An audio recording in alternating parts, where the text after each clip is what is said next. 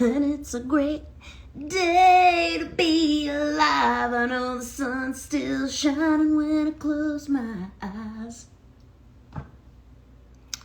Little Travis Tritt for you for our live tonight. Let's get these crazy cats in here. Let's get Denise and Daphne in here. Just see what's going on.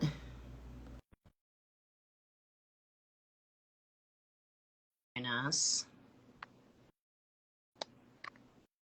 Oh, there you are. And there's Denise. Hey.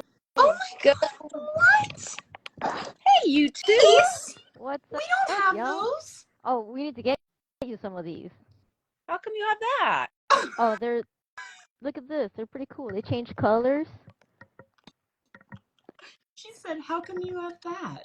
Like, we weren't in the line where they were handing out the 3D glasses for the movies. What happened? All right, guys.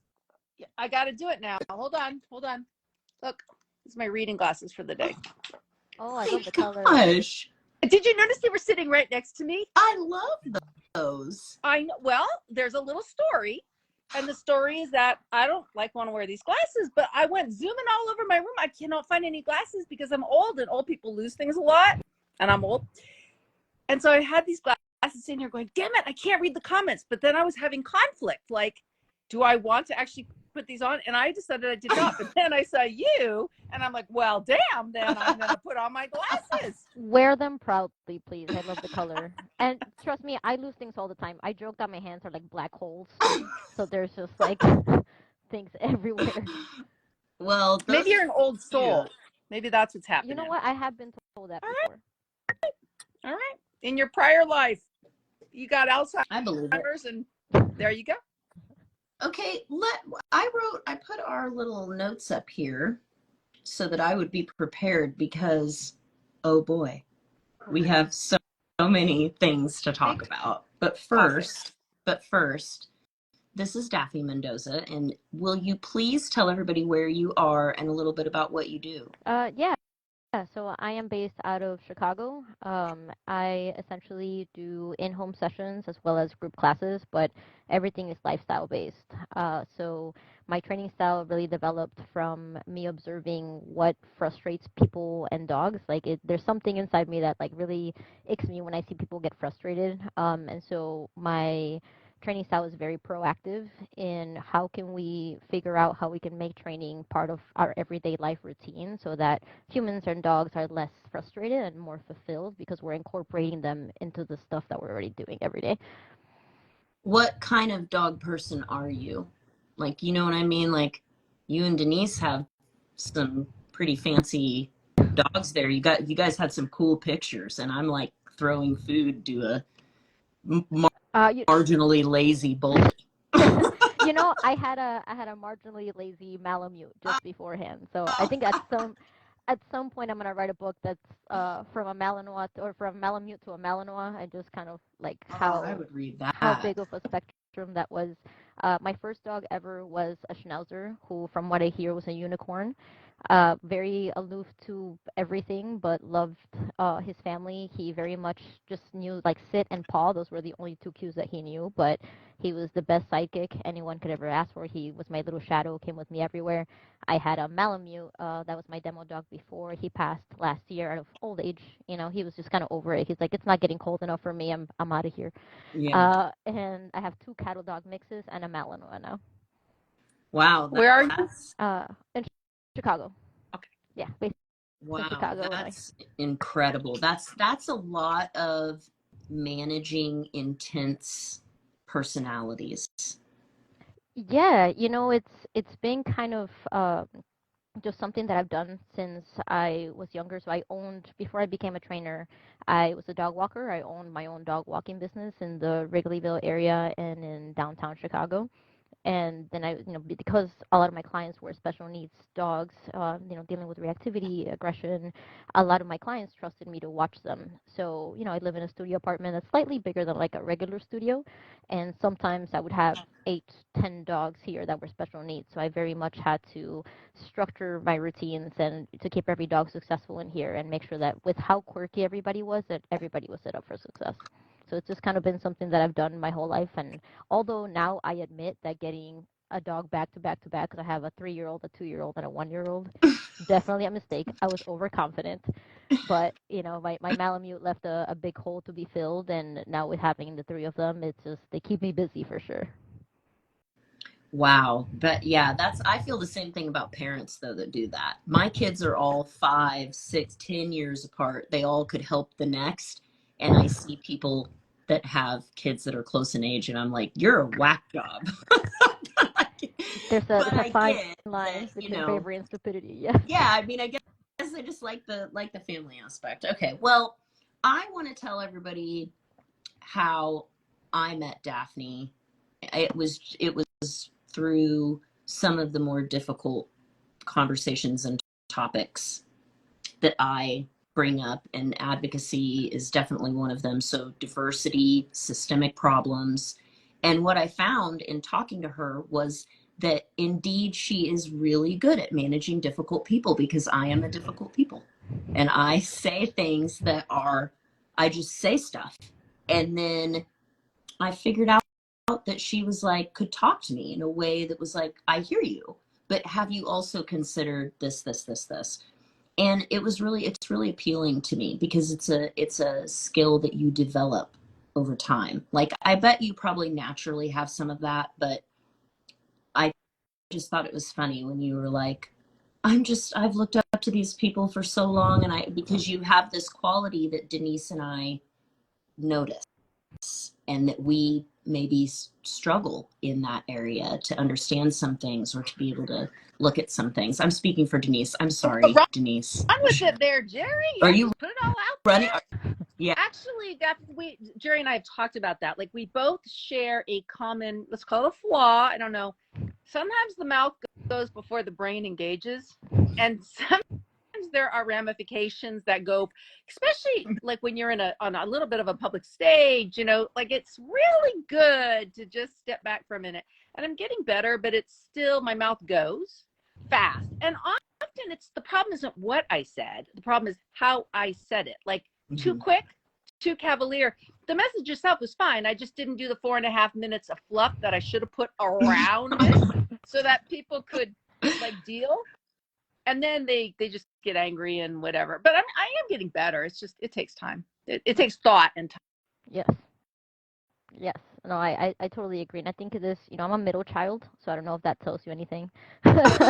But moving here, I mentioned before, I know y'all have looked at my website, but I moved to Chicago when I was just 10 years old. And it was just me and my immediate family. So with moving to a whole new country and having this culture shock and having to survive in this environment, it was very much a survival skill that I needed to build, to be able to slow down and use my words and really try to convey my message in a way that didn't create conflict. As far as with my family, and we've healed, we've done a lot of healing, but definitely there was a lot of stressors when we first moved here. So I feel like my job and my family was always to kind of keep the peace and just like, no, but let's hear them out. No, but how about let's just listen to what they have to say.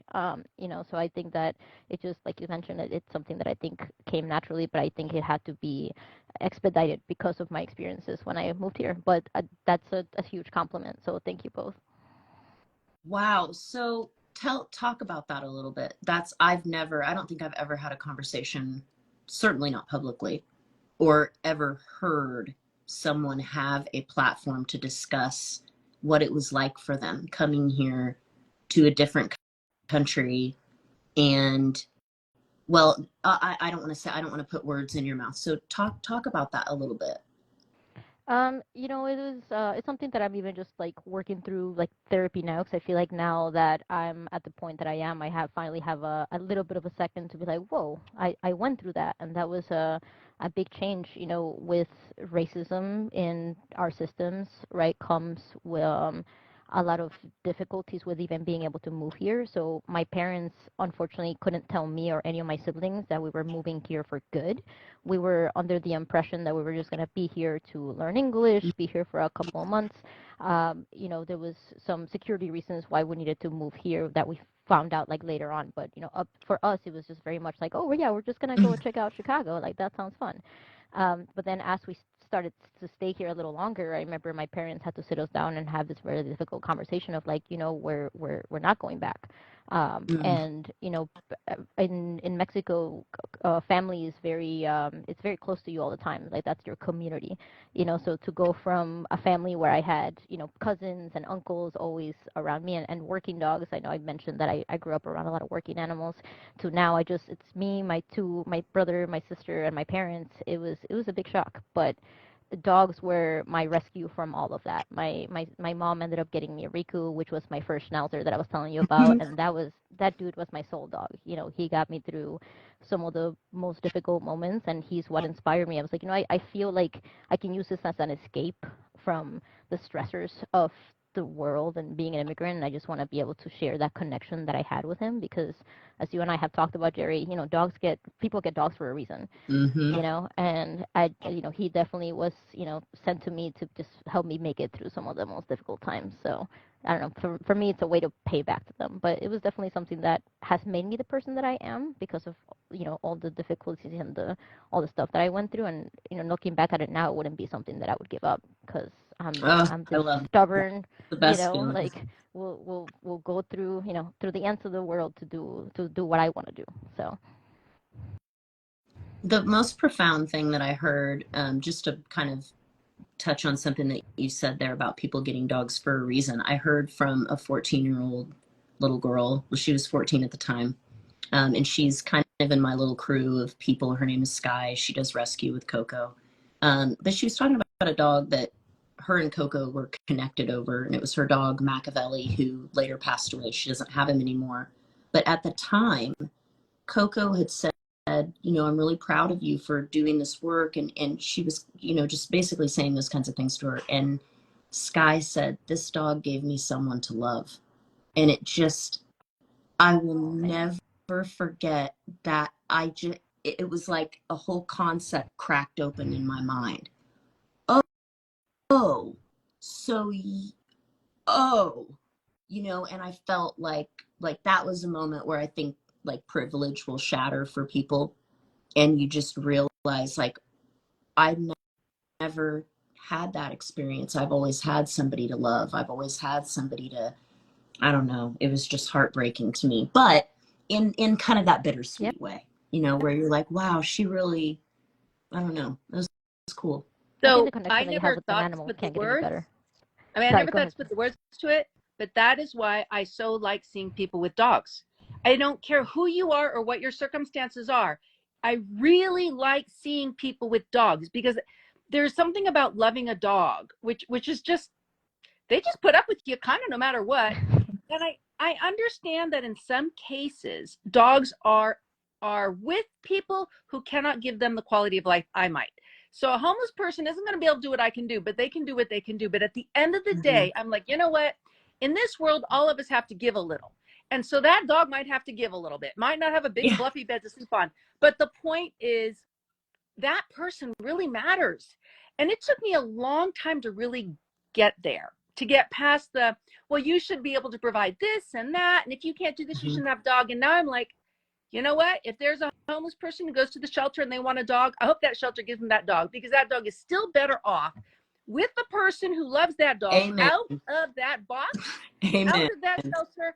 And even if 6 months later that homeless person comes back and says, this dog needs vet care, I can't afford it, and turns the dog back in, the dog still was better off for 6 months, and that person was better off.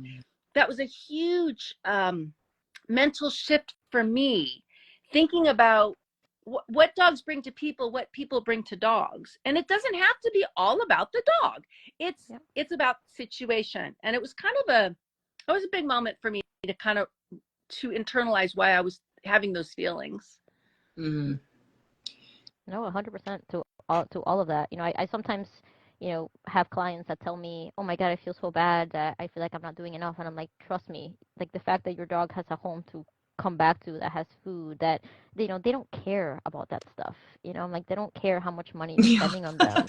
They literally just care to be with you. And we have some topics to talk about, like consumerism and all that stuff. So I won't jump ahead of ourselves here, but I think that ultimately people forget why dogs exist in the first place, right? Like they were initially meant for companionship, whether that might be they do end up being your helper in the field or, in whatever you do. But first and foremost, it was just they were meant for us. They were not even made to go play with other dogs. They were meant to be our friends.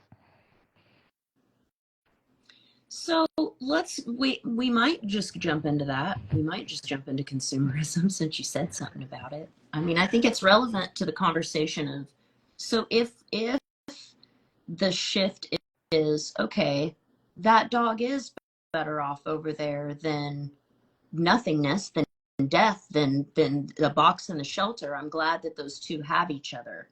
And then the other kind of end of that is, well, this dog should have ABC. I see it all the time on social media. You'll hear comments like, for example, like, well, if you can't afford that, then you shouldn't have a dog. That's a very common thing that you'll hear, especially when it comes to vet care. Um, what do you think, Daphne? What do you think about that shift to consumerism? Where do you think people are not seeing that has happened and they're doing it? For example, the person that has a box full of enrichment toys and their dog is still really struggling and they're confused about that. What are people, I mean, we could talk about the fact that it exists all day long, but where can we bridge that gap for people, or how can we help them understand that that's what's going on versus what reality might be for what dogs need? I think that's a great question. So I think sometimes in our society we focus on surface level stuff. We don't really focus on the root of the problems, which to me ultimately is informing the public, accessibility to services, right? And people also being able to look up those services. And for me, there's a prominent daycare here who, which I won't name, of course, but the owner believes that poor people shouldn't have dogs. And when I heard this and very boldly has stated so. Um, but to me, I'm like, again, like I think dogs are part of community, right? That we've mentioned how much they can mean to people, how much they can help people. So I think that bridging the gap, it comes with accessibility, right? I know so many clinics in Chicago. Unfortunately, you kind of just have to show up and you might wait there a couple of hours to be seen. But us focusing on offering services that are more affordable, because people do deserve to have these animals, because the other option is then we have overcrowded shelters that dogs are just getting stuck in, kennels for their whole lives, right? And I think that sometimes we focus so much on the, if you're not able to provide XYZ, that makes you a bad person. But that's not something that people can control, right? Like people don't go out there wanting to be poor. And so I think that it's incredibly, like, I don't want to say selfish, but supremacist to say it's your fault, so you don't deserve to have this one thing. So I think that as a society, we can focus more on how can we give access in our communities. So what's your idea for that? You talked about a little bit about what you do. Um, I mean, that's kind of how we got together and having conversations like that. What do you suggest for other people? So for the average dog trainer, how can they become more accessible? It really is just whatever little bit you can give. I first learned about like sliding scale services. So I don't think I mentioned this. So every single one of my services, whether it's a group training class, a private class, anything, it's all sliding scale. And I basically just have three tiers. So I have my true cost of the price, then I have a pay half, or I have a pay what you can option. And that pay what you can is literally anything from $1 up. I will never ask people to show me proof of anything. And trust me, I'm a person that's also living paycheck to paycheck. But ultimately, I'd rather someone have the opportunity to have my services than not, because to be honest with you, the only reason why I charge people for the service is because I have to survive Right. capitalism. Otherwise, Same. I would do, yeah. Otherwise, honestly, I would do this for Right. free. And these were services that I wasn't seeing in my community, and I almost thought like, okay, I feel like I have to be pretty well off before I offer these services. But one day I was just like, screw it, I'm just gonna do it because why not? And I've talked to a couple of other trainers within my circle who are now starting to offer those, and even they told me, they're like, hey, I feel good about doing this because Yeah. at first so many people told me, oh, people are gonna take advantage of it and blah blah blah blah blah. And it's I think it comes to that mentality of like, oh, people are bad and people don't deserve it if they can't afford it. Yeah. But I sometimes even have people have a hard time using it. They're like, oh, I feel bad using it. Like almost every person that has used it, like, I'm so sorry. I promise that when I can, I'll pay full price. And I'm like, don't even worry about it. And Yeah. I don't lock people in at a rate. I'm like, hey, sometimes times are better than others. So if sometimes you can pay me full price, that's great. But if you ever need to do a sliding scale, just let me know. I'm never going to judge people for it. And I think that we as a society are better off if we can help people that need it, and I do have people that pay full services that are like, I'm glad that me paying a full service can kind of trickle down to you being able to help other people. I recently started, so this is maybe just a month in the making. I am now offering a community dog program in Berwyn. So right now we meet every Monday from 7 p.m.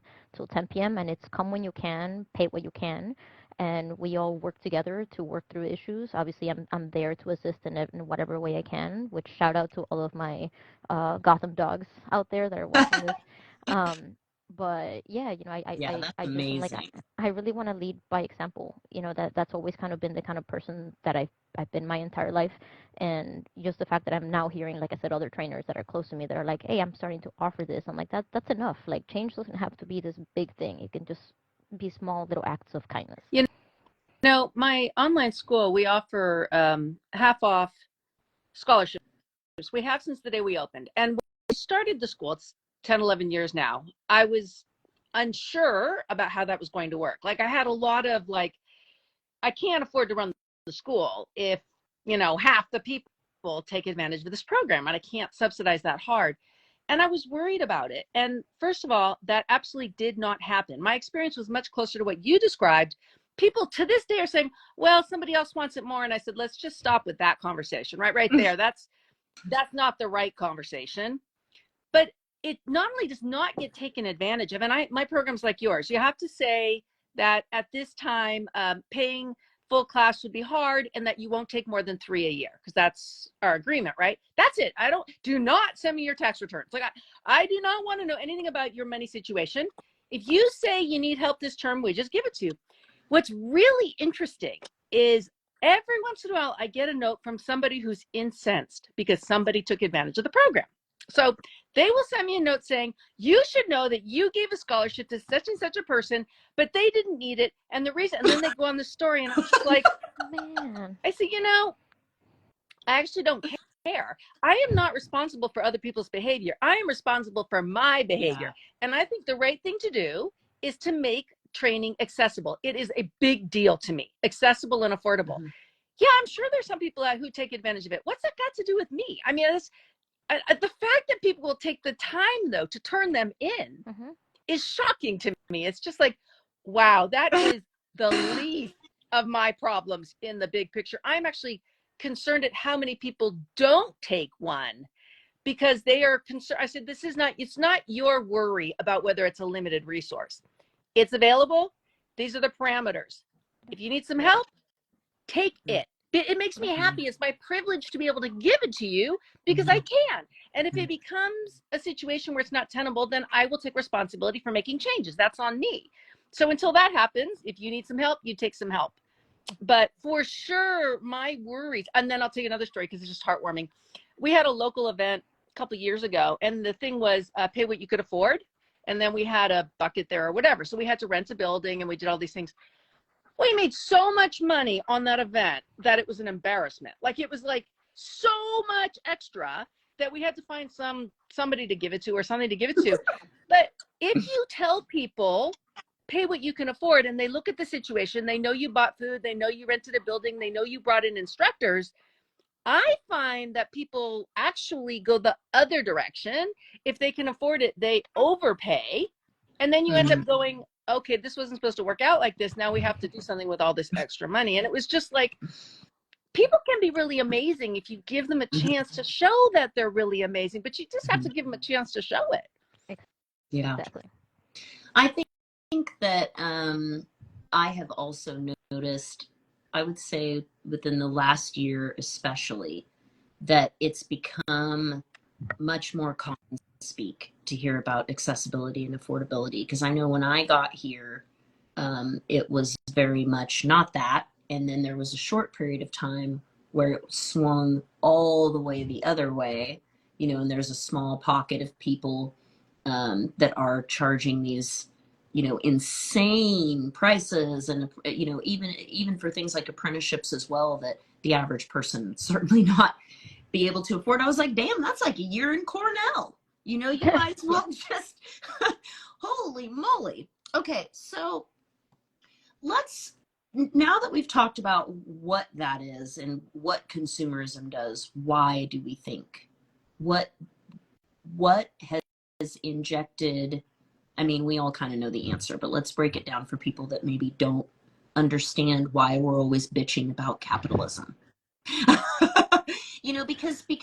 Because it becomes very liberal, and then they're like, oh, you're just, when I don't care anything at all about politics, and it helps us understand when we break down the language of stuff. So Daphne, what do you think about, how would you explain if somebody says, I don't understand why you are going on and on about capitalism? What is the problem? Oh my god, that's exactly. I feel like that's exactly how people sound online when they say that. Um, That's the but voice. ultimately, it just I think capitalism strays us really far away from what nature and natural behaviors are like, right? And that's not just for us humans, but obviously now it's kind of leaking into dogs. And I think it's setting up all these expectations. Well, one, right, like through capitalism, a lot of people are working paycheck to paycheck, have multiple jobs, right? So that also means less time with dogs.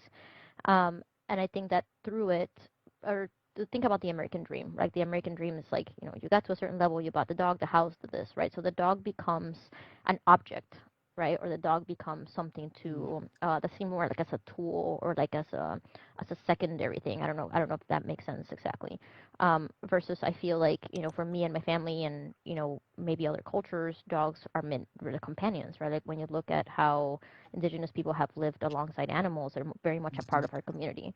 So I think that through capitalism, people have this idea of what a dog is supposed to be, and it's supposed to be, well, I put their leash on and we walk around the block. And as now dogs are much more present in cities. Now it's like, well, I'm supposed to take this dog to a patio and I'm supposed to take him to all these events, and the dogs are just supposed to be cool with walking by my side on an entire walk.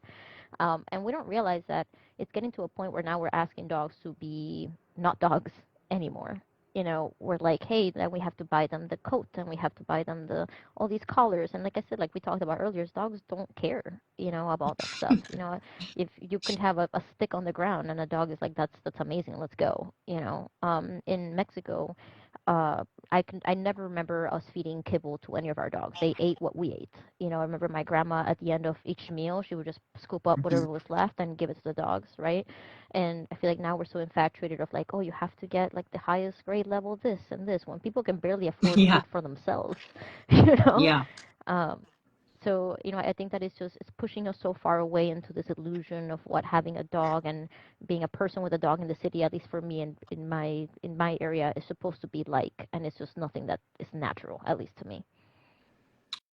What do you think the average person in your area that has a dog thinks about? What do you think their baseline understanding is when people come to you? What are you experiencing? It's funny because I feel like a lot of people now come into my sessions knowing what I'm about, and they're like, I'm looking to change something about the way that I'm doing things with my dogs because it's just not working, right? But I think that ultimately, people just want a dog that, again, that they think like, oh, but I'm supposed to just be able to put this coat on them, no problem. I'm supposed to just be able to take them on a walk, or I'm supposed to just be able to put them in a situation that's overwhelming, and they're supposed to be cool with it. So one of the big topics that I've discussed with a couple of my other colleagues is this concept of like umwelt, which is how we see the world through a dog's lens or through an animal's lens and how they perceive the world. And so my job is to come into a session and kind of widen the lens of my client and be like, listen, all these problems are coming from you. You're like, I need my dog to do this and this and this, but your dog doesn't, like, your dog is already doing one great thing, and that is being a dog. Mm-hmm. You have all these expectations that you haven't really shown your dog how to exist in whatever situations you're putting them in. So we need to change your perspective of how you see your dog's behavior and how you read your dog's behavior and what you do about your dog's behavior, and all that stuff has to come from the lens of your dog. Do you have something to say before I ask a question, Denise, or to say onto that? Well, that's my whole thing, is like, how do we live with dogs? That's what I talk about all Yeah, the time. I know So you do. you can just ramble on about it, because you don't need to hear it from me. Well, I mean, yeah, we all have said it and said it and said it over and over and over. And I have said it and said it. You know, one of my clients said something to me last night, and I think she would be okay with me sharing this. She's just, man, she is calling me to task. She has every question, and I'm like, okay, let's be ready. But she asked me why certain dog trainers are in business still. And if I don't train this way and I don't do this thing, can you explain to me how they are then successful? And we had to break down what successful means, because what they're doing is not success to me. You know, running dogs through really quickly on e-collars, having no relationship really with the clients, not teaching them how to work with their dogs, approaching every single dog the same way, that's not success to me. And so I really learned something from that. Like, I was already asking my clients, what are your goals? How can I help you get, all those kinds of things. But I don't know that I was simply saying, what is success in this situation to you? What does that look like? Because I think I was saying a lot of other words and not just keeping it simple with, what does success look like to you? To me, it's just being able to communicate well. Like, if and it's funny because the way that I train is not so much. I don't train you for the next session. I train you and I give you as much information so that my client knows how to grow on their own, and I'm just there to support as we go along. I'm like, I don't care if your dog can do all these behaviors. I just care about you being able to exist for your dog and able to communicate each other's needs and understand how to fulfill each other and how to set expectations and boundaries, right? So for me, I think I just want people to learn how to solve their own problems. I'm like, Daphne's not going to be here every time when your dog does something.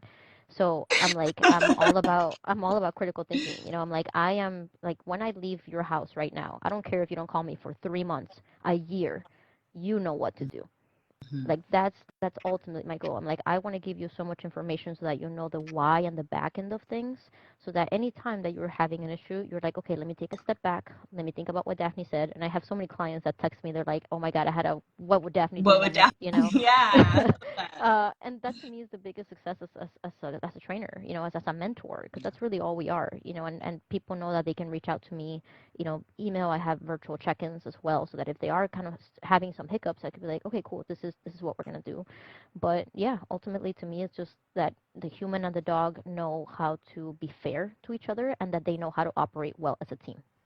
The whole idea of like centering the situation. So I can't count how many times I've said that. Dog trainers, and I love dog trainers. I'm a dog trainer, but we tend to be a very controlling lot.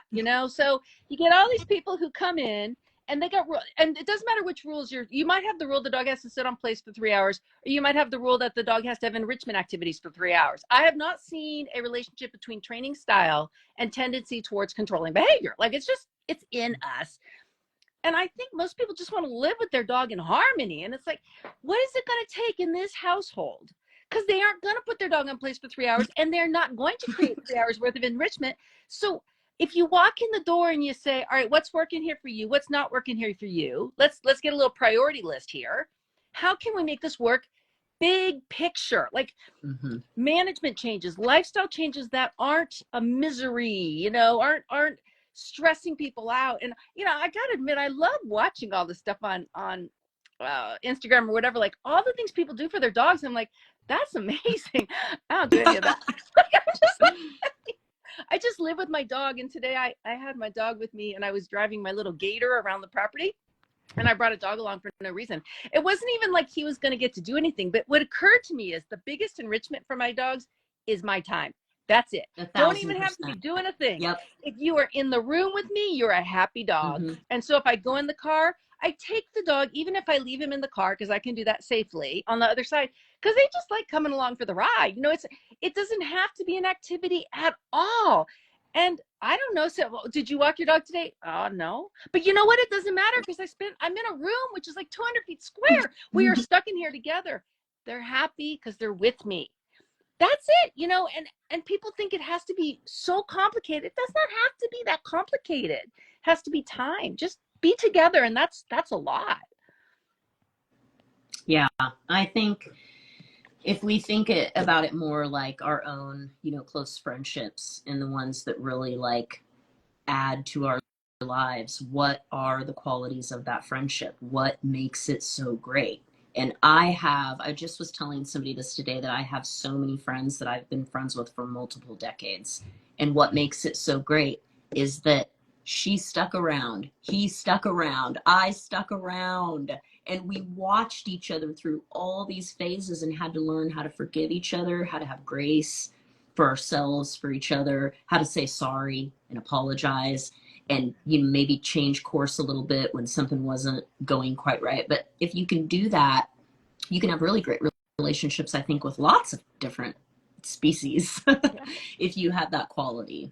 Well, I think there's stages to it too, you know, because you don't know how to be a great friend to somebody right away. You know, Mm-hmm. I'm like, I always tell people, look at, you know, a relationship that you have with somebody for 6 months versus a relationship that you've had with somebody for 5 years, and then look at a 10-year relationship. Mm-hmm. You know, those are all very different. So when people, you know, look at their 6-month-old dog and they're like, my dog just doesn't, you know, trust me when I do this, or my dog doesn't, you know, I'm like, this is a 6 month. I'm like, by then you're not even dating someone, you know. You're Yeah, like, like we're still they kind don't of know seeing other you. people. Yeah, exactly. You know, I'm like, so, you know, something that I've loved about watching my two previous dogs grow old is like the fortification of that, like that relationship, you know, the towards the end there, like, you know, as they get older, that level of trust that, you know, that Mm-hmm. you can achieve where they trust you with their life. That's like a, Mm-hmm. like in some of them, you know, one of my schnauzers, he started having seizures once he got older, and you know, there would, like, you could tell when he would come out of it, he would be very dazed, you know, but I could go up to him and hug him and he would seek comfort, and just like there's nothing that compares to the level of trust that means like I trust you to make sure that I'm Mm-hmm. okay, you know, and that's not done in a day. That's not done in a year. You know, that's Yeah. done through countless years of not just seeing each other but getting to know each other, you know, messing up with each other, but being ultimately just being vulnerable and being able to communicate. That's the only way that you get to that level of relationship. So this is a perfect time that you we're talking about relationship, we're talking about what happens in between human and dog. And then one of our topics is this. Animals, humans, do they have the same rights? Well, I'm I'm just interested to hear Denise talk about this. I know she just posted a poll on this, so I want to hear what she thought, oh, and then I'll chime in. yeah, I didn't know that. I ask polls all the time, but I don't usually give my opinion. And it's interesting that she's asking me. So here's what the poll was. The poll was, do you think that dogs and humans have equal rights? I phrased it a little differently. I can't remember, but within it turned out like 25% said yes, 25% undecided, and 50% said no. Here's my perspective. I eat animals. By virtue of eating animals, I have already made a decision that animals are lower on the spectrum. I happen to love dogs, but that's about me. That's not about sentient beings. My sheep are no different than my dogs when it comes to sentient beings. So I put dogs below human beings, not because it's the right thing or the logical thing, but because anything else would put me in a position of dissonance with my own behavior. And I don't think I can logically do that. I would also suggest that in my mind, we don't even really take very good care of people in our society. And if we put a dog in a house and we say it has the same rights as your children, I think that puts people in an impossible situation. And so, for strictly pragmatic reasons, I'm like, no, I don't want to add that guilt to people's lives. Dogs are not as important. If my dogs show certain behaviors that are, in my opinion, dangerous to people, I will euthanize. Now, have I done that? No. Am I comfortable with it? I've certainly talked to people who tell me heartbreaking stories. And if it was a child, we would not euthanize. We don't euthanize human beings. And yet with animals, I'm like, you know what? Society has a right to be safe. Your family has a right to be safe. And so I have to say for myself, no, animals are not equal. I think for people who say they are, then I need to at least ask some questions about being a vegan, a vegetarian, because then it's like, well, wait a second. Why did you decide dogs? What about cats? Okay, if cats are okay, what about hamsters? Like I start finding myself on this kind of bigger, so that's where I'm standing on that issue. Go ahead, Jerri. I think you had a question for her. No, well, I was going to say something that I'm not sure if that would keep us on track. No, I think it will. I'll just say I tend to lean a little more towards Denise. However, I don't base it on the decision that I eat animals, or I'm not taking it down because this is the body that I have, and it most efficiently processes protein with like meat. That's just not to say that I can't do it other ways. I can, but the evidence that I have before me tells me that I have the body of something that is a predator.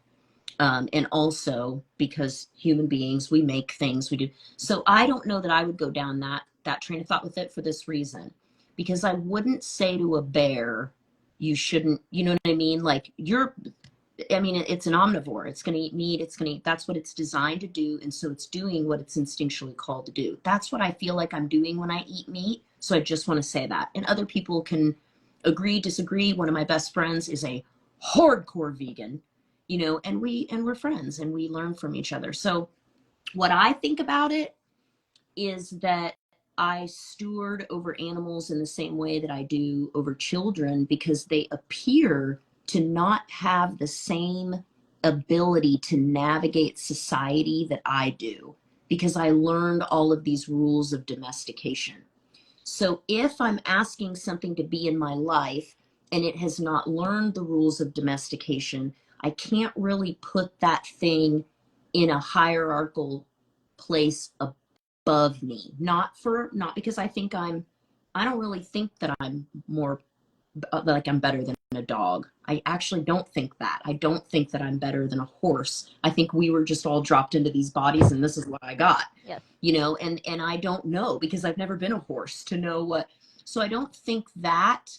I just think that this is where my soul came into. And so I have to wrestle with the fact that my body is this way anatomically and needs these certain things, and then the decisions that I have to make from that. And in that placement, children and animals are something that I steward over to make sure that they're not going to like accidentally die. I like that. I don't know. No, I like that. No, and I thought it was interesting the point that you took it, Denise, because I would have not thought about it that way. For me, I kind of always go back to like all life is precious, right? To me, all life is to be respected. And I think I saw a comment here from one of my clients, Christelle, that talked about it's more about respect, right? Like there is reverence. What I think are reverence. more. Yes, there you go. I think that there's humane ways that still show respect to put down an animal to eat them, right? Like we don't have to put them in this like horrible factories where meat's being processed and all that stuff. Obviously that's just the world that we're in, right? But to me, I think that I see myself as under animals, because animals just know how to, they're here just existing and doing themselves. We are the only creatures on this planet that are paying to live in this planet. Everybody just point. Everybody else, yeah, everybody else is out there just like, they don't need to have the conflicts that we have. They don't need to have the jobs that we have. They're just out there doing their thing. And I think that that's something that's incredibly like, I went whale watching last summer, and that was one of the most freeing and coolest experiences of my life. I'm like, just to be in the middle of the ocean with these massive animals, just watching them exist. Like to me, that's what we're supposed to be doing, right? And kind of there are people there. I see where you're going with that. I get that, because the trees give each other medicine. The mushrooms are probably the the fungi are probably the most connected thing on the planet. They are, maybe some would argue that the decomposers and the scavengers are actually the true apex, because they're turning all of our nonsense and our waste into life. That's a really interesting line of thought that I need to consider. So you just heard three totally different things. I love people that definitely respect each other. So I love every answer. And I also think as I asked that question in the poll, people interpreted it differently. There was no question in my mind because I got some private comments that told me that. I think many people know this. I don't know if Daphne, I have a ranch. I do kill animals. I eat them. And it's very important to me that suffering be minimized. And I make decisions around that because I am going to eat the animals here, but goddamn, they are going to die better than I am. And that's kind of where I come down on is how can I make things comfortable as possible with the understanding that I'm going to make the final decisions for you. And some of them are going to lead to a longer life or a shorter life or a more comfortable life. But I'm conscious of it, and I'm conscious of the responsibility that I have to do my best, even though sometimes I don't do as well as I should. I'm learning too, right? I'm learning things. And I guess that's kind of where I stand. But I've really loved both of your responses. And I think honestly that they're compatible. All of these ways of thinking, as Jerri and I often talk about, two things can be true at the same time. And that's so hard for our little human brains to work with when we're frustrated or angry. We just have a really hard time. But if I say I love oranges, the response is not, why do you hate apples? And yet so much Because it drives of conflict and apple conflict hater. drives views. What? so many conversations, especially online. And then I'm confused because I don't know what to say. Like, I don't know if I should talk about apples or no, I like apples or like, because that's not actually the conversation at hand. And so That was so I love perfect. Yeah, but I just love that these three opinions aren't really in conflict.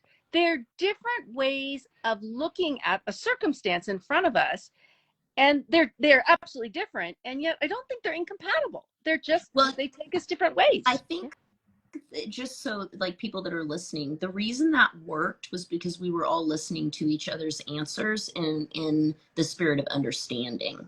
We weren't trying to convince the other person to think what we thought. So we just said what we thought, and then we were quiet, and then we listened to the other person, and then we were like, oh, I see these similarities in what you said and what I said.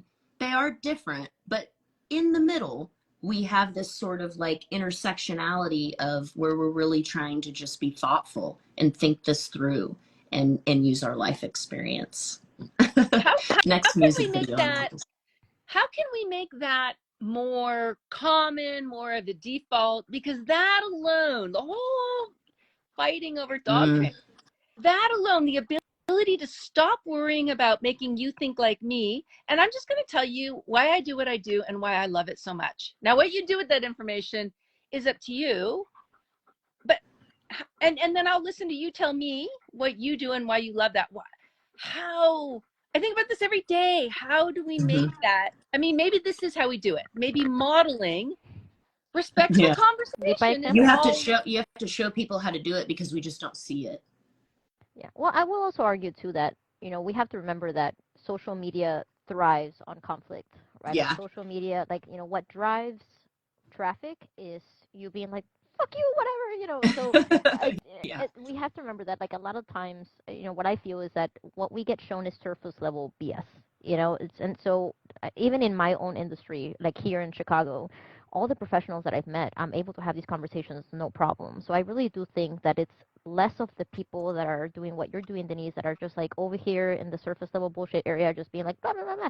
But the people that are over here actually loving this industry and wanting to create change for dogs, they're doing exactly what we're doing. Because I'm seeing it among many of my colleagues who don't have maybe, and we don't even call them styles, we just have different personalities in the way that we interact with animals, right? I know I've talked to both of you about how labels I think hurt our industry because those are things that ends up putting us in boxes, and as soon as you don't fit into this particular box, then all of a sudden you're wrong in the things that you're doing. So I think ultimately it's getting past that surface level stuff that social media is showing us just because it's trendy and it's because it's driving traffic, getting past all of that and like really getting to these conversations, because more of us have more in common than we actually think. Yeah, I think it's about finding the similarities. I know that that's how it works in recovery. That's how a group of people would never be. I remember one time I said in a meeting that was one of my favorite things about 12-step meetings was because, and there was an older gentleman sitting next to me that was an attorney. And I said, because the only reason that we would ever be together in any other circumstance is if we were sitting at the defendant's table. And here I was for your services, sir. And that's the truth. I would have never talked to that man, but we were really close. And it was just that common bond of, it doesn't really matter which one of us was worse. We were both doing it. We both neglected our families, did dumb stuff, da da da da da da da.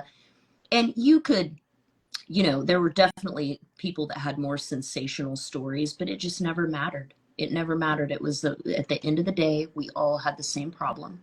And I think with this, it's the end of the day, everybody has the same problem. And it's that they've got something going on with their dog and they need help with that. And that is such a uniting thing. You wouldn't, there's so many of us. I mean, for God's sake, it's not like they said they needed a astrophysicist, and there's only a handful of qualified, there's a lot of us. So yeah, I think that's something that you said just about the divisiveness. Why do you think labels hurt us? I agree with you, but I want to hear why you think that hurts us ultimately in the community.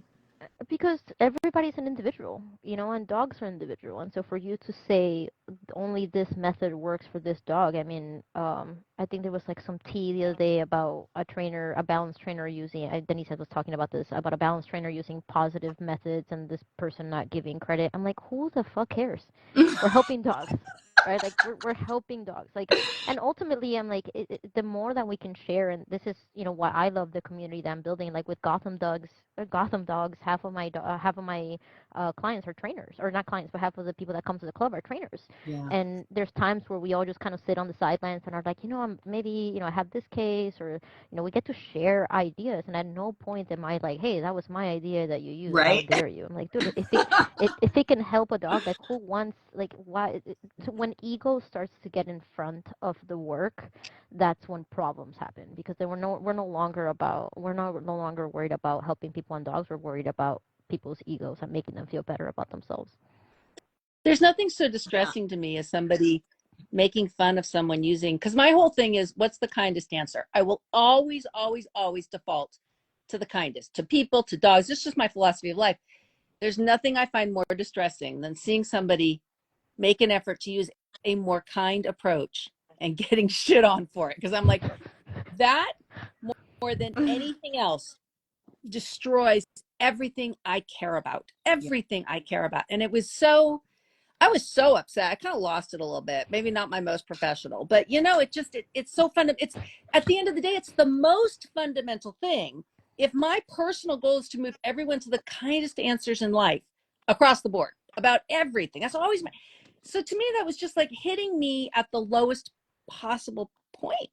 Like, and it was, and it was from somebody who should have, in my opinion, been a little bit more aligned with the way I think about things. So that maybe made it even worse. It was like, aren't you kind of on my team? Like, it's just like, did this really just happen? Really distressing, really. Because conflict drives views. Yeah. Well, it does. And I just finished reading a really good book. I know I keep talking about it, but it's called Cultish, by Amanda Montell. And it's really details out why these things happen and the spectrum of cult-like behavior and how we fall into these things. And so I would encourage everyone to pick that up, because I learned so much about dog training from reading that book. I mean, I learned really mostly things that I need to stay away from saying and doing and repeating, because it could cause harm in my community, and I not intentionally be doing it, but by the language that I'm using, I'm sewing in a particular culture. So I think that that's a lot of what we're facing, is the use of language is confusing to people or horrifying. I can't decide, maybe both. I mean, what is some of that language? Now I'm curious. Well, here we go.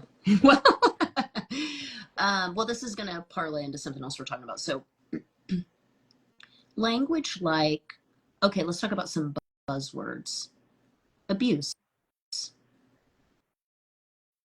I mean, I sat on a whole panel where we tried to, for 2 hours, hash out one single question. I still don't know what happened. I still don't know what everybody's answer is. Aversive methods, aversive tools.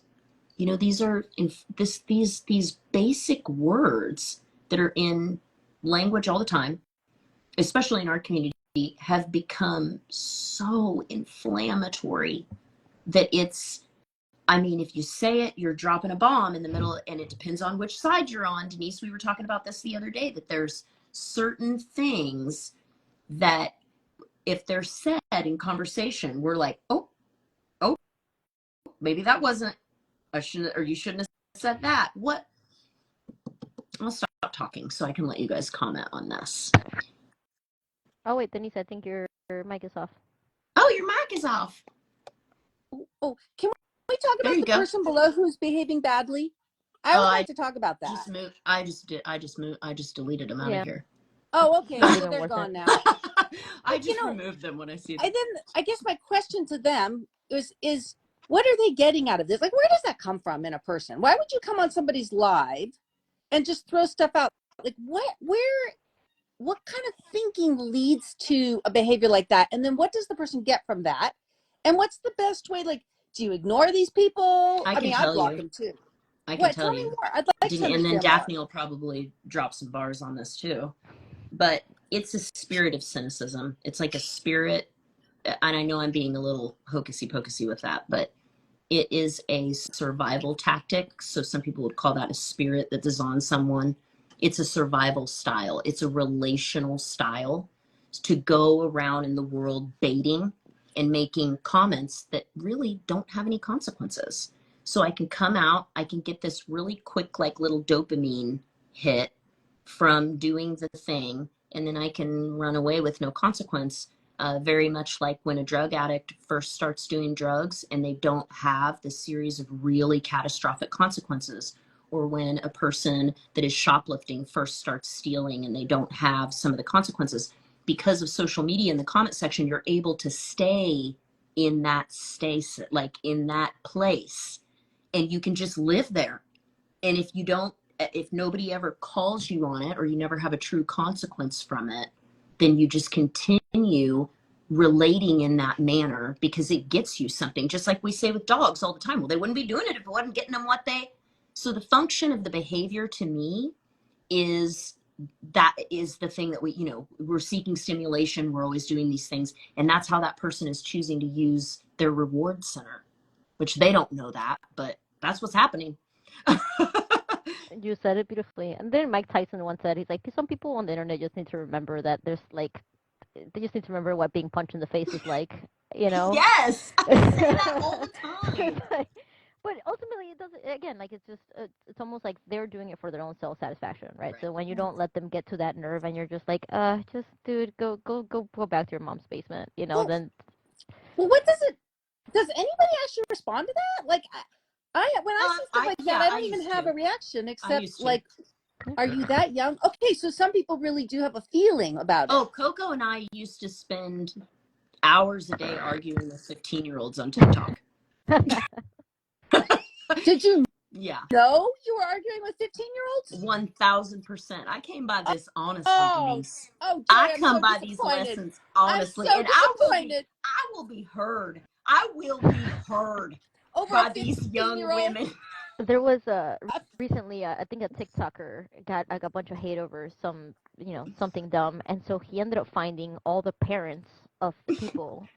And so he went on Facebook, found all of their parents, and then like sent them like some kind of invite, like video call. It's like, let's talk about this. So all the trolls will then follow this link, and it would be the guy and their parents. And he would start reading all the shitty comments that they made, and the parents were just like, it's amazing. What? Yeah, it's brilliant. I thought it was great. I'm like, that is the best way to handle trolls. That's like, way to go out of your way for that one. But no, it was awesome. Yeah, when there's no consequence, people will go and go and go. Kind of like dog training. Yeah. I'm just like, I mean, my mindset is like, it's a 15-year-old. Like, I can't get too serious about it. It's a 15-year-old. Like, have you watched 15-year-olds on the street? It's just like, I am not about to go down to that level because the life is too short. Too short. We were very early in social media, and we also were in a particular phase of development called egomania. and thank God for that phase, you know, because it was long for me, and it was intense, and we had each other, and we would talk about this stuff, and we would just we would leave each other 35-minute messages on Marco Polo, and we'd listen to them and just go back and forth and back, and that's how we got through it, and it worked that way. But that's another testament to the power of community, and just we didn't know what we were doing, but we had each other, you know. So it was like we figured it out. I got through the worst of it. I know it was 11 years ago because a really bad run with this guy who I gotta start sending him like thank you cards. He and I swear to God, we got in the gutter like there's no tomorrow, right? It was on Facebook, and we were arguing over a forced retrieve. Don't worry, it's not important what it is, right? It's just I obviously was against it. He obviously was for it, and we were in the gutter for days. And people had the popcorn, and I had videos of my dog fetching surfboards, and he had videos of his dog. I was just like, it was ridiculous. And so the whole time this went on, I could not sleep all night because I was so adrenalized. I should have said this. I should have done that. Like literally, it was terrible. What a waste of a week, right? At the end of that week, I started reading the comments on the thread, and I stood back and I realized I had just taken all of my professional standing. These people that I was no better than him. I was right in the gutter with him, and I vowed I would never do that again, and I have not. Yeah. I just said, I never want people to look at me that way again, because nobody was changing anybody's minds. We were just straight up entertainment, and we looked like fools. And now my attitude is, you are welcome to come on my wall and look like a fool, but I'm not going to join you. I'm just going to watch. And that was a good decision. And I know it was 11 years ago, because as I was thinking about it, I said, what can I do that genuinely makes a change? And I said, I can educate. How can I educate? I can start an online school. And so thank you so much to this Mr. Matthew, because basically as a result of his existence, I started a very, very successful school that educates people. I feel the same way about Jonas Black, my arch enemy, that I have literally built every single thing on the foundation of that mother trucker, because I'm like, I swear to God, I want to, because that's solving something. You know, you take that angst and you take that and you make something out of it, you know. And I had to change a lot. It was embarrassing. I had that live with him, and I could now, the person I'm now, I can look at that situation and see that is abuse, that is reactive abuse. I didn't know that then. I didn't know that I was going to respond that way or behave that way. And all of that stuff allowed me to experience that and have to recover from that and work through it. And so, yeah. Thanks, you bunch of shitheads. Plus, you know what? Hey, welcome to my life, Jerry, because, you know, it all came from somewhere. Yeah, I mean, I think when things like that happen, if you can find the lessons in them and turn it into something, it's not for naught, you know. But I had plenty of other conversations with 15-year-olds that were very much for naught. They were for naught, for ninny, for tomfoolery, charcoonery, buffoonery. Okay, that's and now we use it to check ourselves. We use it to, Coco will be like, I went 2 sentences in with a 15-year-old and just delete. Put your phone down. You're fighting with a child. Get your life together. Get your life together. All right, let's move on. Let's move on to the next topic. Discussion panels in the public. This is fun. The need for diversity. I really want Let me to begin. hit this one because Yeah. it's actually, I don't know, Daphne, if you and I had talked before, but you reached out to me with a question. I don't know if we'd had prior interaction. And I think this is really, really important because I've been a little slow on the uptake on this one. I get it now, and I have for a few years, but why does it matter if there is representation when conversations are taking place that are important for the future of our industry? And what do we mean by representation? Ooh, like that. Oh, nice. I think it's ultimately just having different experiences at the table. You know, as I've said, my background very much influenced the way that I train, right? And so when we think about the white supremacy system that we're in, when you think, and I should make this distinction before people get too offended, right? But in conversations with people of color, we have, you know, we talk about how white people are people that continue to uphold the systems of white supremacy, right? And a person of color could be acting like a white person, could be essentially like a supremacist, right? Like people of color can be racist. This is systemic, right? So let's just start with that. But I think ultimately it leaves, if we don't include people from various communities, we are missing lens and perspectives from those communities. We think that everybody lives the way that white people live with their dogs, which Denise, I think one of the conversations that you and I had were that you found helpful, that I talked about the social responsibility that people of color have when they're out in the world, right? Like we represent more than ourselves, you know, and so there is a very specific way that we have to navigate life in order to survive, right? That's just the ugly truth, right? And I remember when I posted the video that I sent you, I had a couple of people were reaching out to me telling me, you know, and you know, people who have, and I guess I didn't mention this, but people who happen to be white are people that are allies, right? People that are doing the homework to be anti-racist every day, to really uphold communities that are marginalized. But I had a lot of people send me messages, and they're like, you know, I've never thought about what it's like to live as a black person or as a brown person, and I'm like, well, you know, that now it's something, you know, like it's funny because sometimes I didn't even know how to respond to that, you know, but ultimately viewing life through our lens, I think it's a completely different way of life that is very man, I don't even know how to mention this, like not secluded but toned down. You know, I was talking with one of my colleagues who, you know, it's like when I came here, my parents were always like, you need to make yourself small. You can't be noticed because, you know, I'm undocumented. So they're like, if you get noticed, if you bring any kind of attention to yourself, that might mean you get deported or some racist comes and starts saying shit to you, you know, which has happened.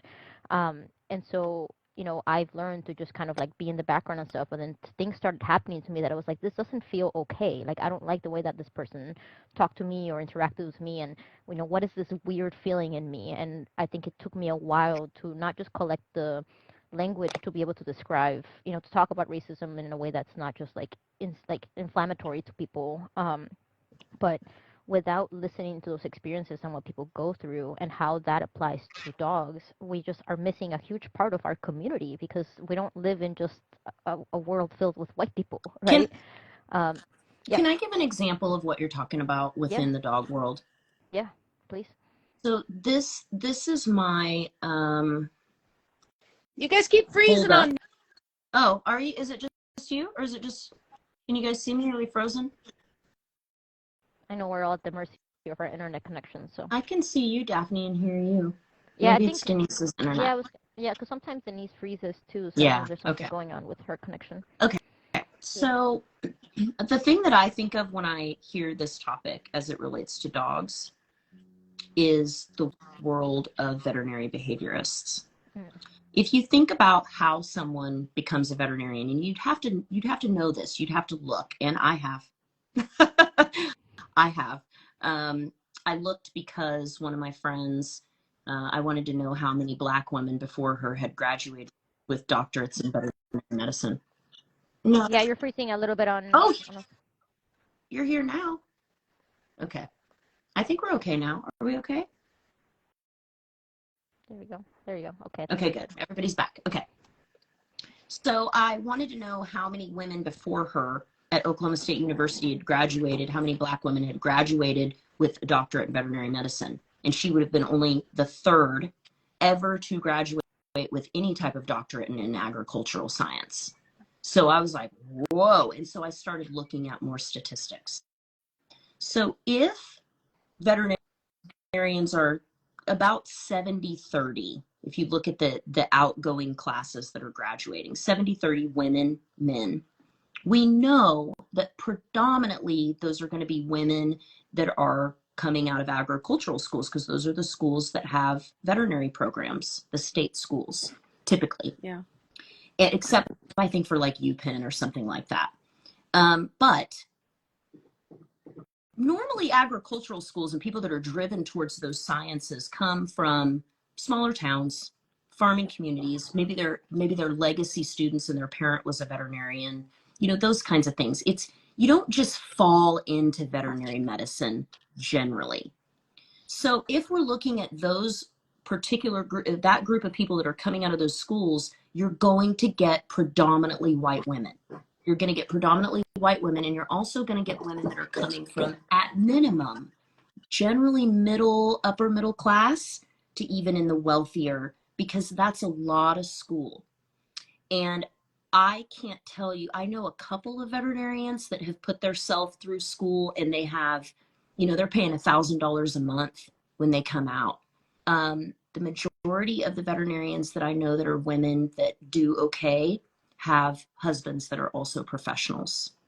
And that even sometimes put them through school, or their families put them through school, and they come out with no debt.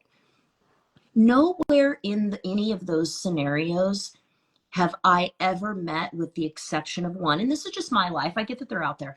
I know one Black woman, one, that came through being a vet tech and was like, I'm going to be a veterinarian. She has a degree in a bachelor's in equestrian science, and she was a really accomplished equestrian. Also never knew anybody like that, so it was like a first for me. But what I realized in that, and then coming into dog training, is when we say to someone, you need to go and see a veterinary behaviorist, we're saying something very specific to them. We're saying that you hopefully have the finances to afford this particular thing, which is going to be people that are in upper middle class. Middle class people cannot afford that. Not from my estimations. I certainly could not, having, the job that I had before, just being a vet tech, living, So when we say that to people and we tell them that's what they need to do, opinion, we are inherently telling them that the opinion of a white woman matters the most, that the opinion of a white woman that has a PhD matters the most, when in fact that woman may know nothing about pit bulls, may know nothing about cattle dogs, may have never even been in the middle of an inner city, may not even know any other people besides white people. And I mean that when I'm talking about agricultural schools. Y'all got to remember, like, these people are coming from where I come from. They're coming from small towns, and their daddies were cowboys or something like that. They're not coming from inside the city. There are exceptions to that, so I'll say that. But that's why I get so pressed about it, is because that is the gold standard. Makes absolutely no sense to me, because that's the person that has the least experience with dog behavior in a realistic setting in a home life. They're seeing clients in the clinic and they're doing consultations. That's not viewing what dogs are really like in their homes. And while they may be asking those kinds of questions, the ones that I've talked to are predominantly seeing dogs in their clinic. And so let's talk about that.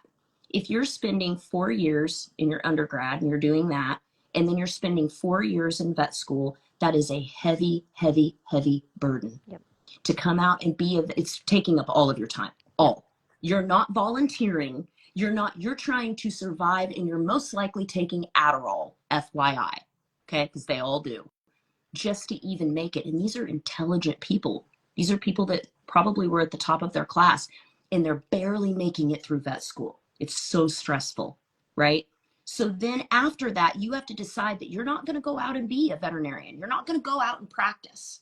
You're going to go back into more schooling for more years, meaning what? That you have the financial capability to not go and work a job, or you have the capacity to be a veterinarian while you are pursuing your fellowship and whatever else in your advanced credentials. I know a lot of vets, seen a lot of vets over my life, and I've never met a one that was a specialist that looked any other way than what I just described. Some of them were men, but I just know what I know, and I've been around them. And so I don't recommend people go to veterinary behaviorist unless I've got a dog that is really, really, really struggling and the environment's not a match and we have no other options and we're doing all the other things. Then I will say, you need to go see your vet. And I don't generally say a veterinary behaviorist because I want them to know that there is the option of paying 60, $100 at their regular vet and an $18 prescription, and they can get some relief that way. That's accessible. It's not accessible to go to a veterinary behaviorist and pay $300 a pop for a visit and get a PDF and 4 more sessions. I just don't see that. So that's where I stand on it, but I would love to hear what you guys think about it.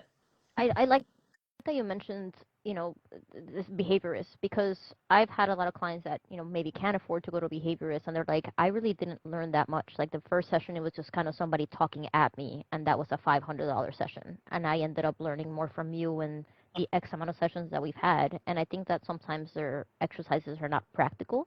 Like you said, a lot of these people maybe don't have the experience of living in the city, right? So they're like, well, you have to go 30 feet away from, the trigger for this to work, or whatever actual advice that they give where as far as training. I just feel like it doesn't match the lifestyle of these people.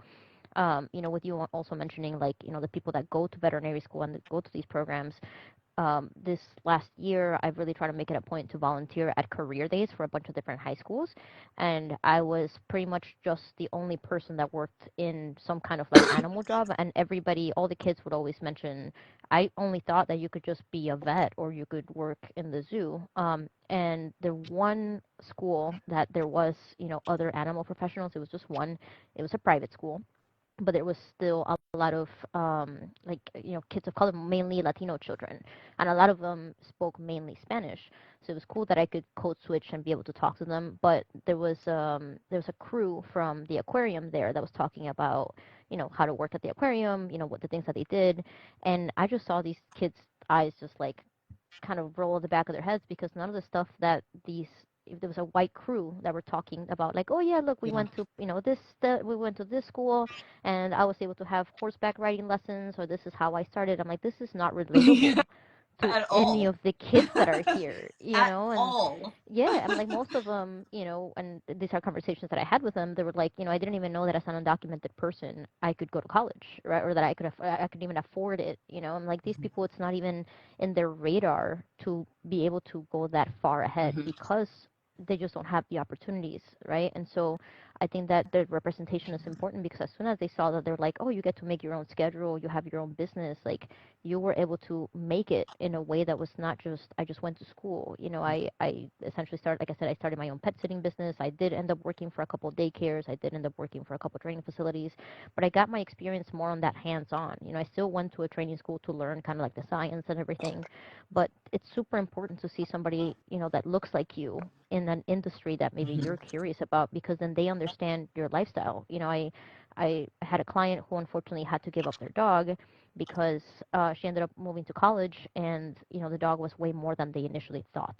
She was super anxious, and I mentioned, I'm like, I think that it would be a good idea to give this dog some anxiety medication. And the mom was very open and was like, hey, I'm a single mom, all of us are working all the time, we don't have the time to dedicate to this dog that it needs. And I was mentioning this to a group of like women in rescue that were mostly white women, and this woman came up to me and was like, oh, I don't understand why they can't afford like a $15 prescription from Mariano's. And it was like, hold on. I'm like, you don't even know that there's not a Mariano's in this person's neighborhood. Like, they live in a food desert. I'm like, these people are Right. also trying to find like enough money for themselves. Like, well, just it's a quick minute, it's a quick 15-minute drive to the store. I'm like, they don't have a car, They don't have a car. but there's all these assumptions, that everybody lives the way that this certain Mm-hmm. group does, and I think that ends up hurting us, because it doesn't allow us to have that empathy to look at other people's situation. So I don't know, that's just kind of my 2 cents on that. Well, So I learned that The scholarships at my school cost $32.50, and I live in the San Francisco Bay Area. So $32.50 is not going to buy you lunch.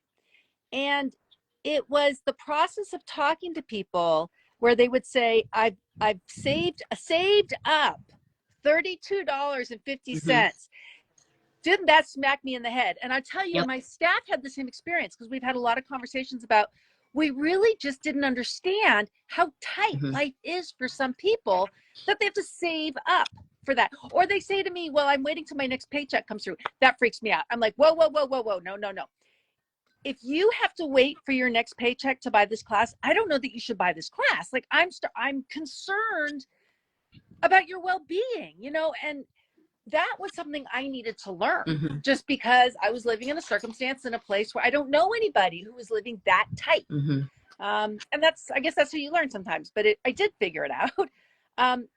About the vet behaviorist and veterinarian thing, I see a vet behaviorist as a psychiatrist, and their specialty is understanding medication, how to prescribe, when to prescribe, what the options are, and what's the physical, mental.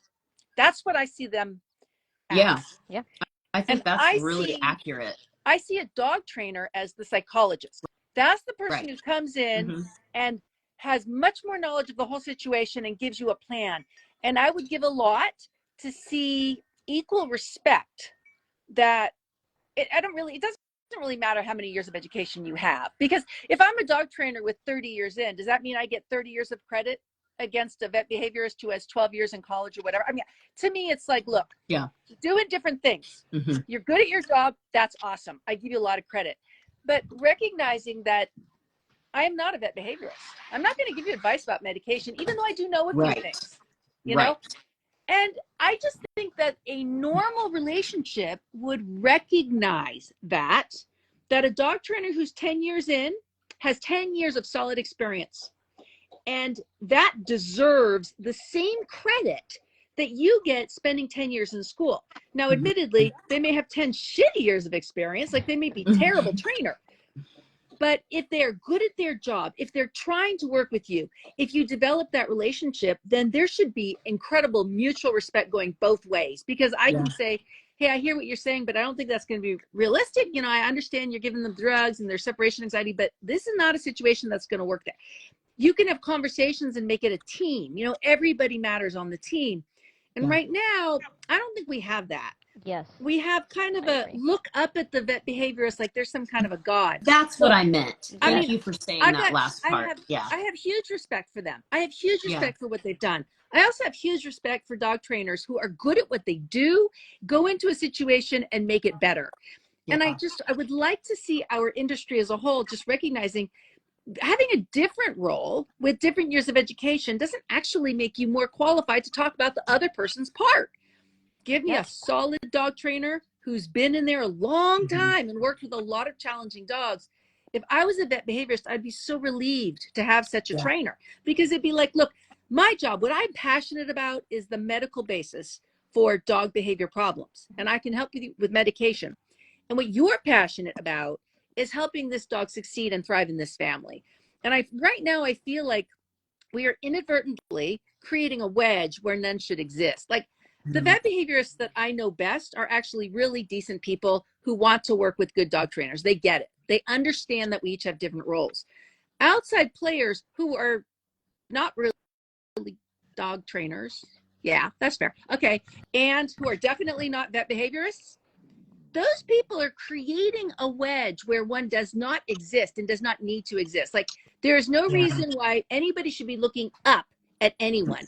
You can respect people across the table, and that's it. You do different things, you know? And that makes me sad, because I don't want to see people putting vet behaviorists down. I think they're really important. I also think they're really expensive. And we need to understand that we do have options. Like, you can go to your veterinarian, and your veterinarian can consult directly with a vet behaviorist, way less money, and you still get some really good input. And then you're going to do what you were going to do anyway, which is work with a good dog trainer who accepts medication. If you go to a dog trainer and they're like, oh, get the dog off meds, that's like, no, that would not be the right. You got to work with somebody who accepts medication. I mean, what I will say, like, I'll never do it again. the times that I've had clients go out to a behaviorist, I've asked them like, hey, most of them are Zoom meetings, so I'm like, Oh, ask them. sorry. It's okay. You dropped us. I Um, dropped you. just I asked them if it would be okay. Like, hey, do they mind sending me a link so I could be a part of it, so we could figure out, so I can tell them what's going on? And every single time they say no.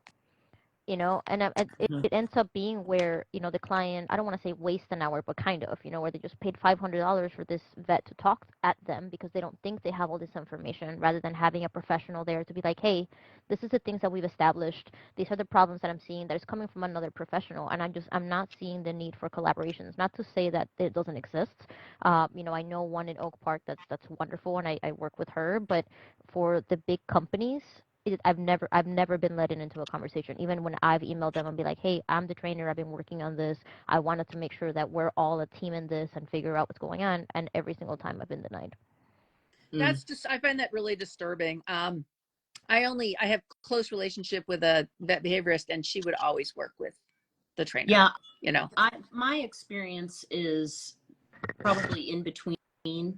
I've had plenty of times where I've been totally ignored.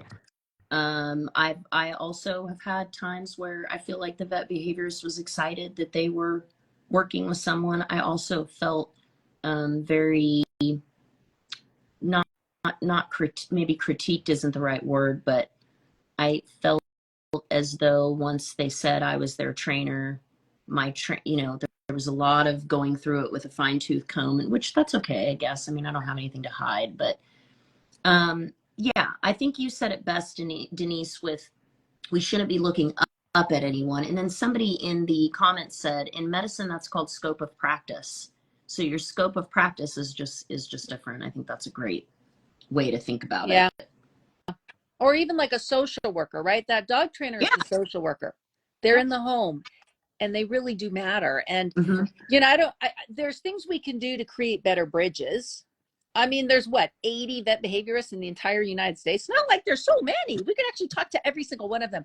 But to try to create better relationships. Now, I do understand that sometimes they have to work with dog trainers that are terrible. Right.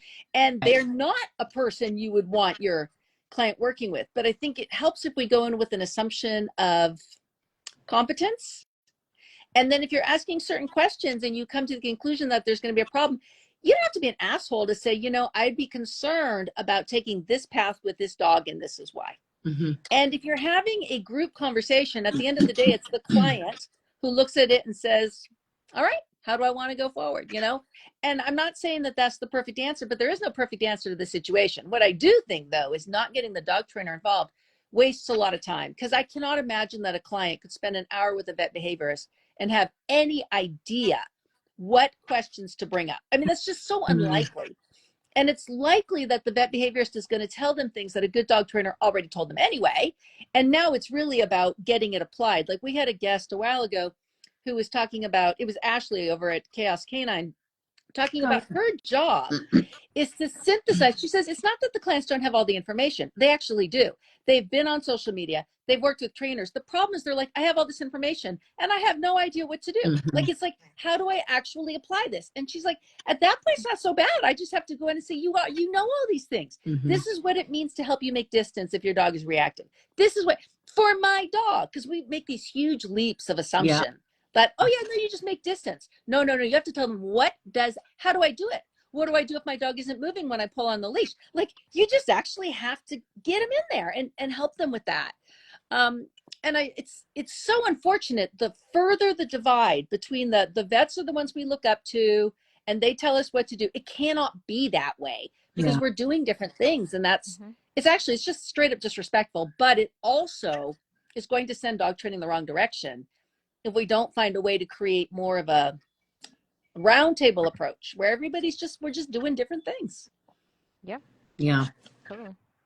We answered every single thing on here. We got through everything except one thing.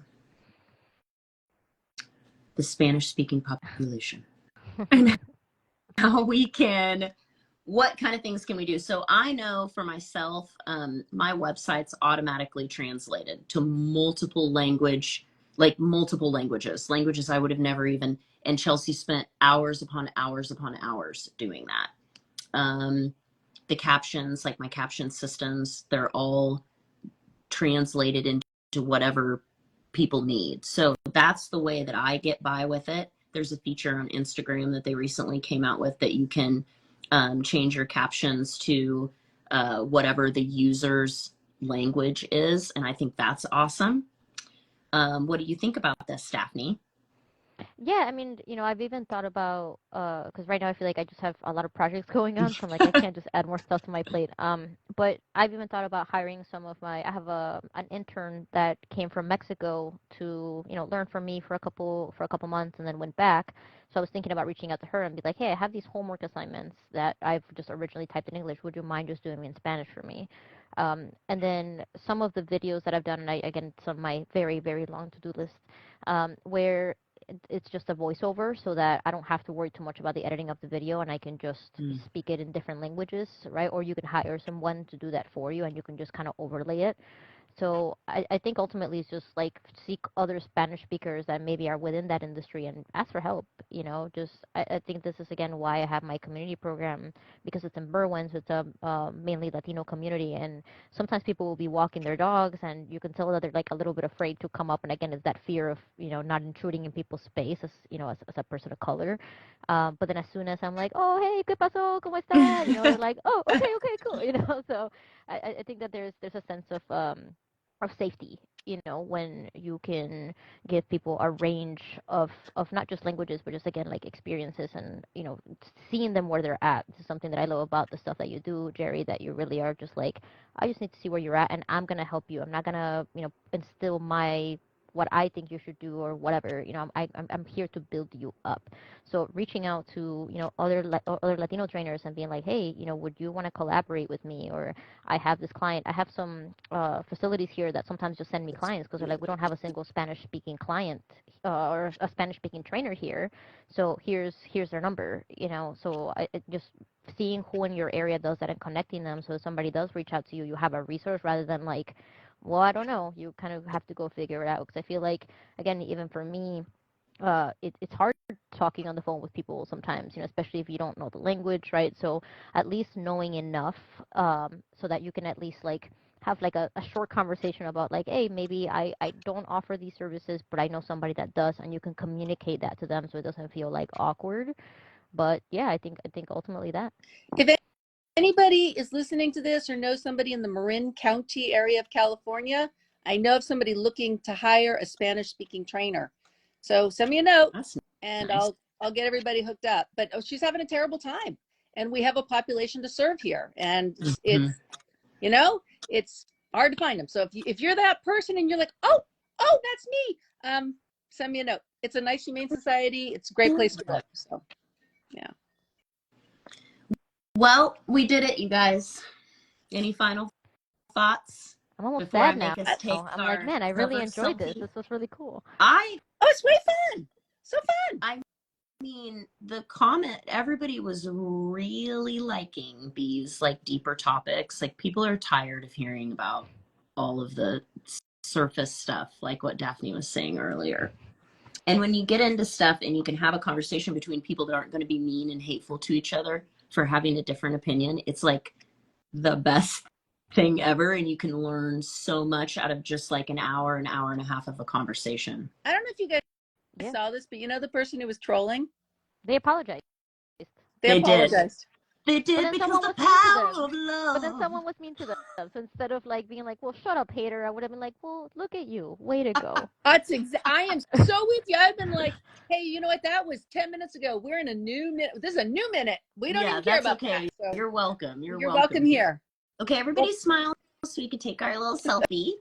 Here, let me get a little closer. And wait, Daphne's not ready. Okay, I got it. Hey. All right. Well, thank you so much. You guys make sure that you go and follow Daphne. If you didn't catch all of this and you want to listen to it without having to have the app open, I'm getting ready to put it on YouTube right now. And you can go watch and listen to it there. Yes, Well, I just want to yes. thank you both for the contributions that you've made to this industry. I didn't lie when I say I look up to y'all. You know, I think that the more that we learn to respect one another and just remind ourselves that, hey, we're all humans, we're all gonna fuck up, we all have great ideas, we all have different life experiences. So I just want to say thank you to both of you for providing me this space because this is great. You're welcome. Thank you for joining us. I loved this I chat. You guys, did if too. you're asking about how to find it on YouTube, I'm going to put it in my stories in just a second. So hang tight and I'll drop it in there. Thank you, All right, ladies. y'all. You take care. Have Have a a good good night. night. Bye. Yeah, you too. See ya.